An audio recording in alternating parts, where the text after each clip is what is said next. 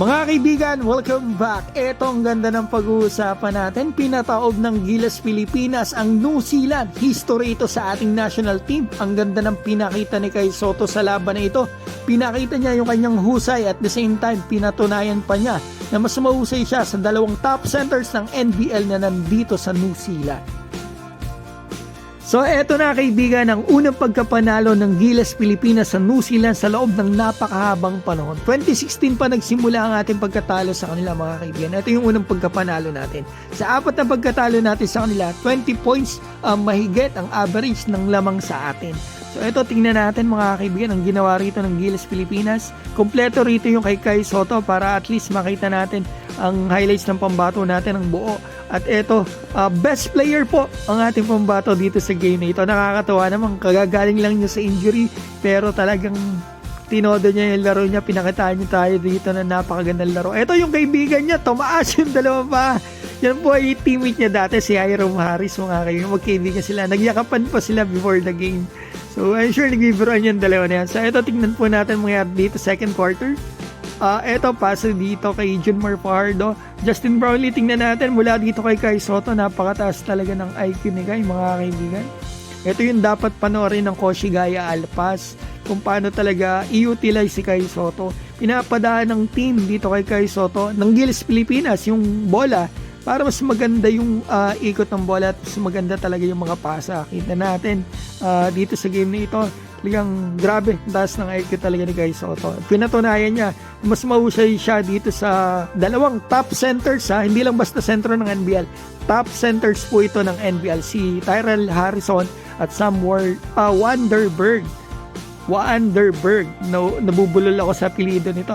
So ito, halftime stats natin para may idea tayo. Pinangunahan ni Brownlee, si Tamayo, 0 points pa ata kasi short playing time pa. So ito tingnan natin, napakaganda talaga ng connection ng dalawang to. Ang ganda ng chemistry ni Kai at saka ni Fajardo. The same time pati si Justin Brownlee, ang ganda rin ng connection talaga ni Kai. So ito, ang ganda na naman paso dito kay Kai, naka 2 points dito. So ito, ang Rookie of the Year na pinalitan po ng Next Generation Award, yun na block ni Kai na yun mga kaibigan. Kalaban ni Kai yun sa award dati sa NBL, yun ang nanalo. Kasi mahaba playing time nun si Kai nababangkunan time na yun. Pero at least dito, yan Sam Wanderberg. Talagang tibag kay Sotto. Itong si Sam Wanderberg, pinuwersa talaga ni Kai. Talagang aabangan to at mapapanood talaga ng mga NBL fans, mga kaibigan. So ito, ang tumba naman kay Kai rito. Sinagasa niya, itong kaibigan niya si Hiram Harris. So tingnan natin yung mangyayari dito sa fourth quarter. Na-libre si Kai Sotto. Talagang ang ganda na nilaro ni Kai dito all around. At eto, nakasalpak pa. Nakadalawang dang ata dito si Kai, mga kaibigan. Nagustuhan ni Kai yun. So tingnan natin yung replay dito. Pasa pala ni Scottie Thompson. Nice one. Nice bounce pass.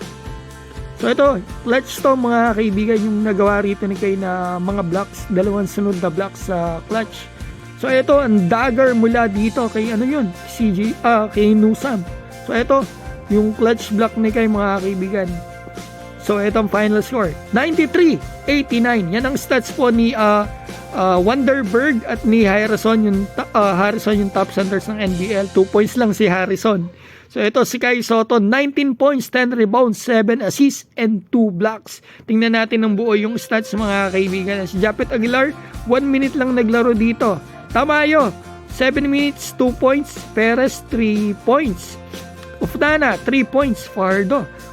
Talagang grabe mga kaibigan, ang ganda na nilaro ng Gilas Pilipinas. Pakabahan pa kasi nakaabot yung New Zealand. Pinagpapawisan na ako ng malamig. Panonood kanina, akala ko masusulot pa tayo. Buti na lang mga kaibigan. So yan po ang balita natin. Ano masasabi mo rito kaibigan? Especially po sa laro ng ating pambato na si Kai Sotto. Nakakatuwa ang ating pagkapanalo na ito at nakakatuwa, napakaganda ng nilaro ni Kai Sotto. Mga kaibigan, maraming salamat po. Congratulations sa ating lahat.